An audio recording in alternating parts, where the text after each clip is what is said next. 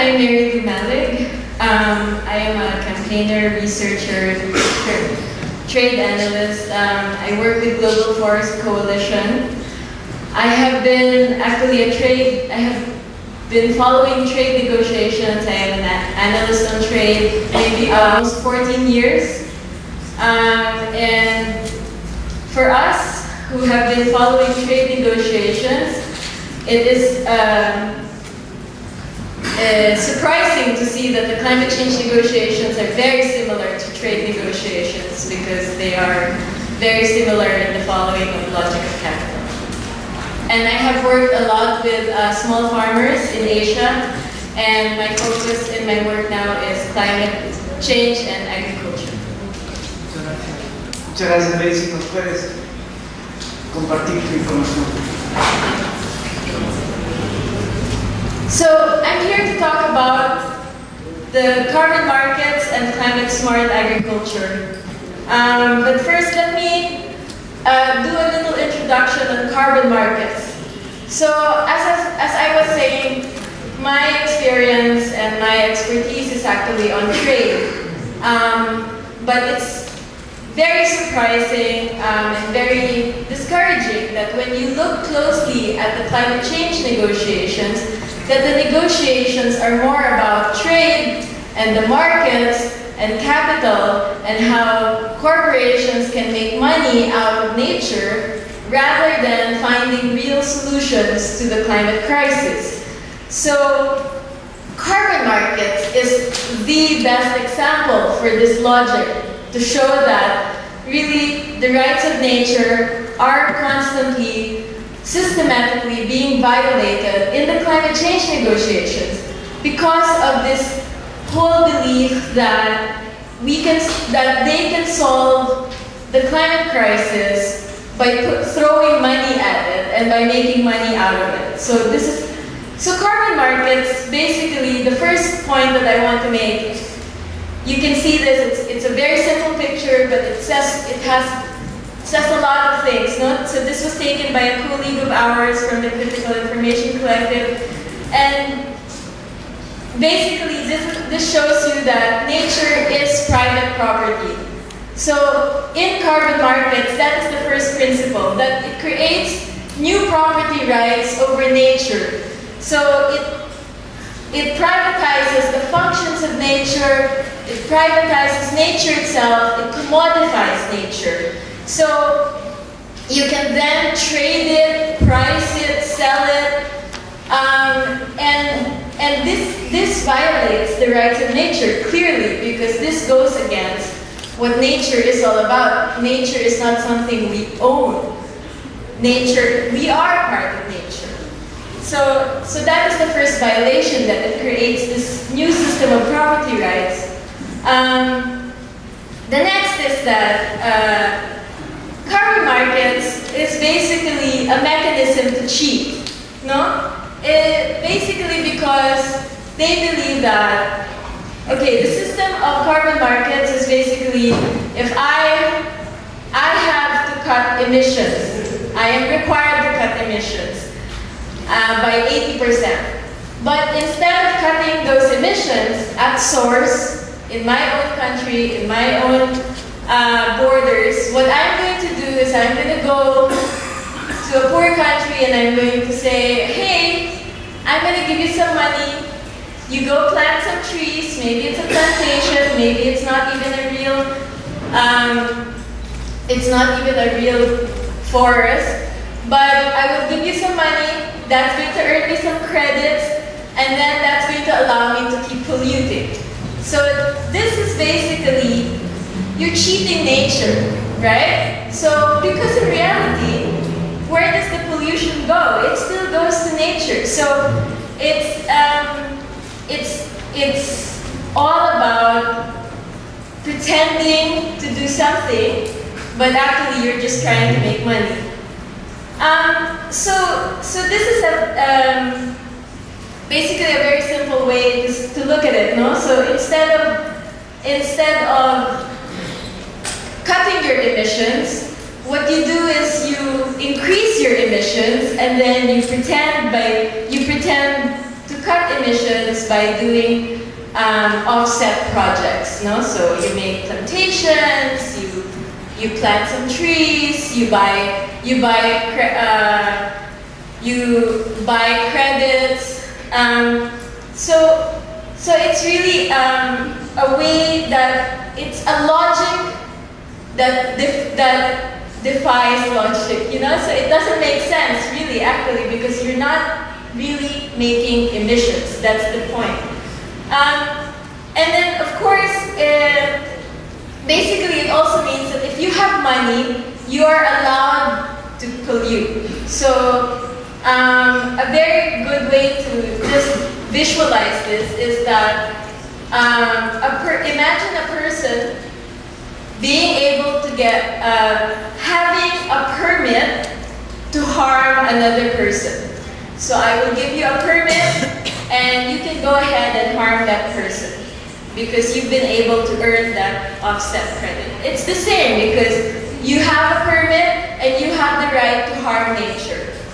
So you just keep harming nature because you have this carbon permits, no?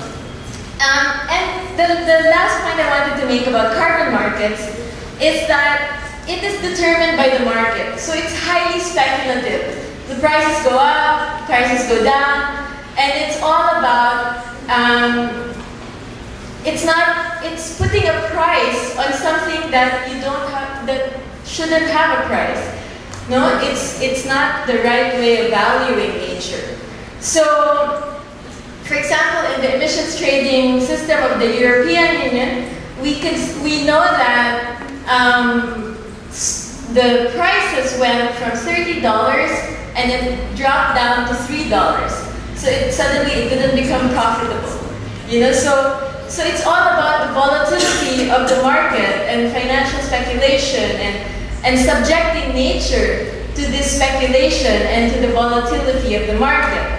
So this is clearly a violation, again, a systemic violation of the rights of nature.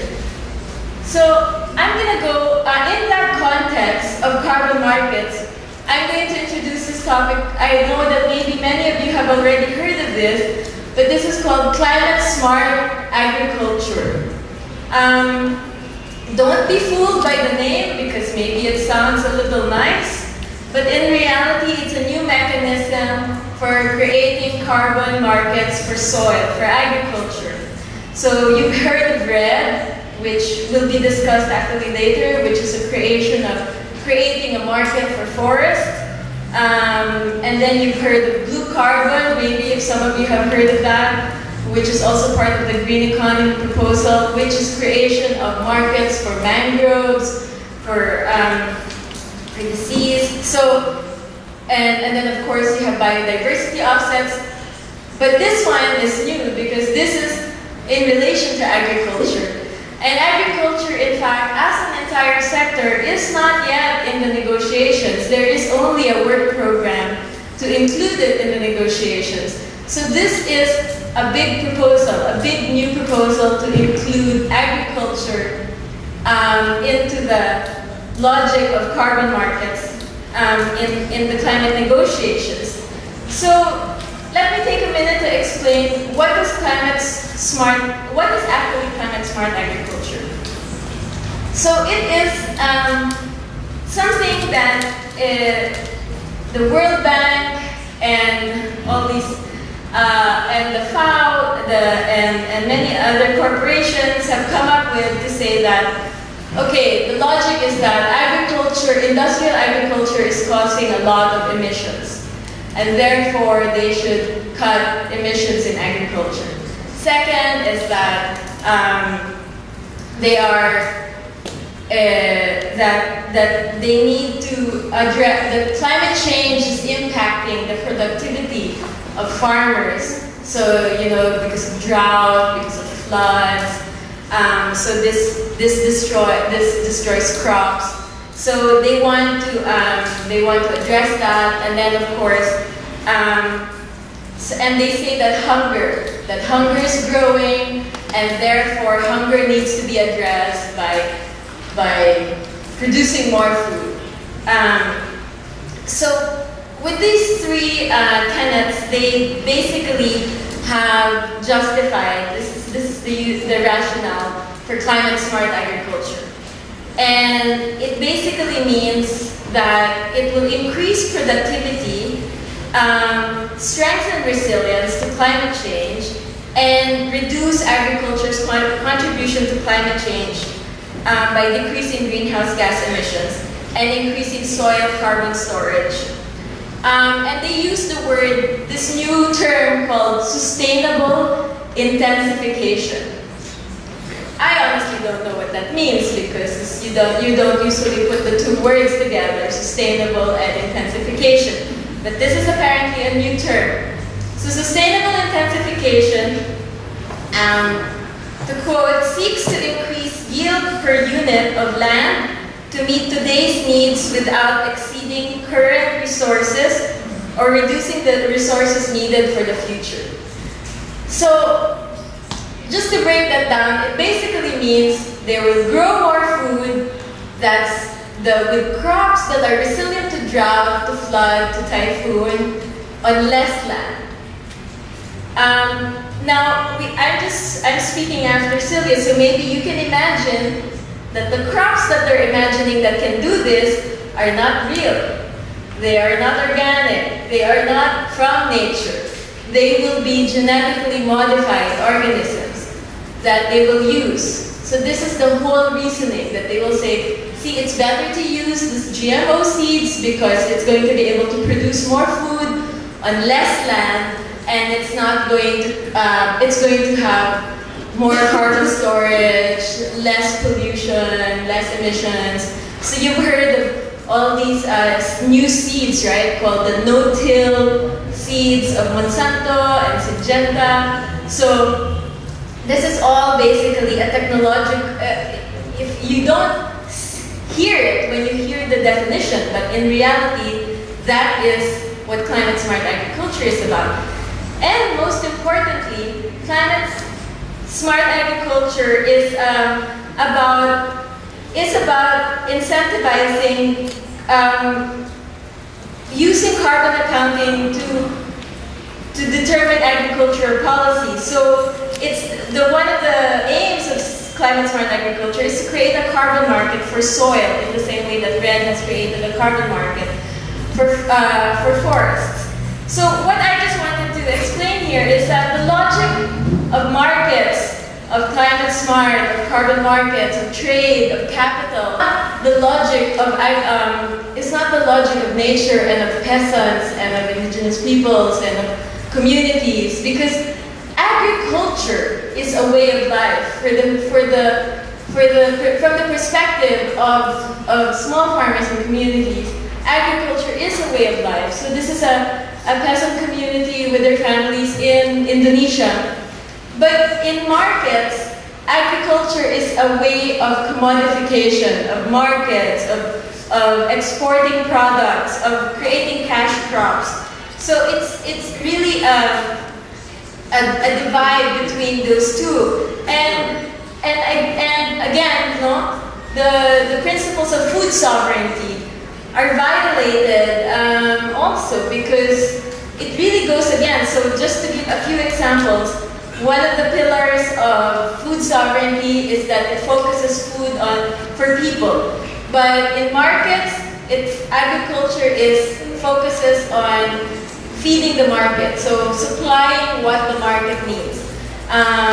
In food sovereignty, it values the food providers. But in the markets, it's the transnational corporations and agribusiness that are valued. In food sovereignty, it builds knowledge and skills. But in the logic of capital, it's all about commodification of intellectual, so grabbing that knowledge and using it instead to keep it. So the trade-related intellectual property rights, for example. So this is a way that this allows farmers to save seeds because then they have to pay for the genetically modified seeds.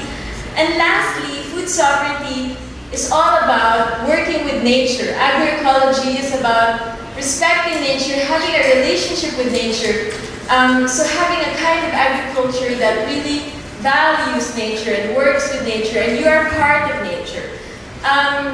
Versus the logic of capital, which finds small farmers very inefficient. So instead, what they do is they prefer the industrial system of agribusiness, no? So almost done. The one other point I wanted to really make is that the logic of capital, of markets, of commodification not only harms nature and kills nature, but it also kills small farmers. So in India, because of debts being wiped out by agribusiness, crop failures, the prices dropping, there are already 293,000 suicides of small farmers in India. We know very well the example of Lee Kyung-hae, who killed himself in defense of the WTO ministerial in Cancun with a sign that said WTO kills farmers, because he could not anymore stand the pressures, that he was, the burdens that he was carrying. So this is something shared by many campesinos, small farmers around the world, that they are really being pushed out and decimated by agribusiness, by the logic of capital, by the logic of markets. So I just want to say, but the last point I want to make is that in reality, agribusiness does not feed the world. This is a myth. And what we have to keep insisting is that small farmers are the ones who feed the world. There have been very concrete studies in the UN, by many other organizations, by Via Campesina, the largest peasants movement in the world, that really shows that small farmers still, on less than a quarter of all farmland in the world, are still able to feed the world with healthy, organic food. You know, so really, and also, agroecology has been proven to cool down the planet. So this is the way forward, that we really have to go back to this, to really go and push back against these new proposals of climate-smart agriculture, push back against the carbon markets, push back against the logic of capital. Thank you.